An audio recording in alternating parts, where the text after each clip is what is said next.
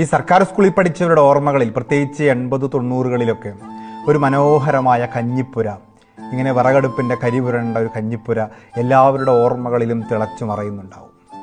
12:30 മണിയൊക്കെ ആകുമ്പോഴേക്കും ആ കഞ്ഞിപ്പുരയിൽ നിന്ന് റേഷൻ അരി ഇങ്ങനെ തിളച്ചു മറയുന്നതിൻ്റെ ഒരു മണം പരക്കും.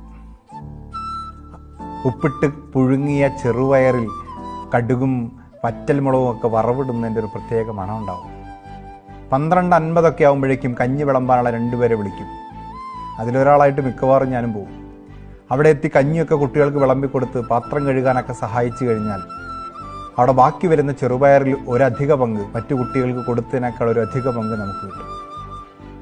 അവിടെ പറമ്പിലൊക്കെയുള്ള കാന്താരിമുളകൊക്കെ അരച്ച് ചേർത്ത് ഉപ്പും ചേർത്തൊരു നല്ല ചമ്മന്തി, ചിലപ്പോൾ ഒരു ചുട്ട പപ്പടമൊക്കെ സ്നേഹമായിട്ട് തരും.